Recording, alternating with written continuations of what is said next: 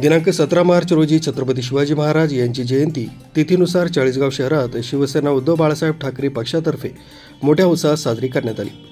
या मिरवणुकीत छत्रपती शिवाजी महाराज, बालशिवबा जिजामाता, पुण्यश्लोक अहिल्यादेवी होळकर, क्रांतिज्योती सावित्रीबाई फुले, माता रमाई यांच्या वेशभूषांचे जिवंत देखावे तसंच खानदेशी लोक कलापथके व आतिषबाजी यांचा मोठ्या प्रमाणात समावेश होता।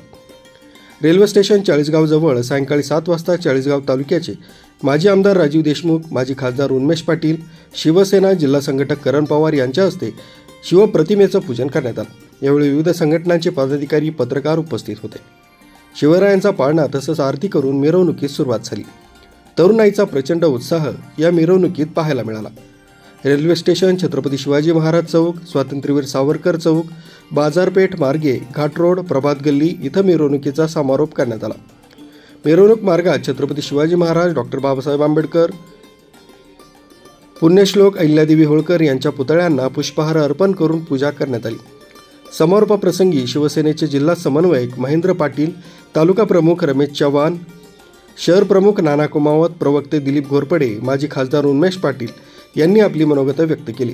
तर जयंती उत्सव समितीचे अध्यक्ष घृष्णेश्वर पाटील यांनी सर्वांचे आभार मानले। जयंती उत्सव पार पाडण्यासाठी शिवसेना उद्धव बाळासाहेब ठाकरे गटाचे सर्व पदाधिकारी, शिवसैनिक यांनी अधिक परिश्रम घेतले।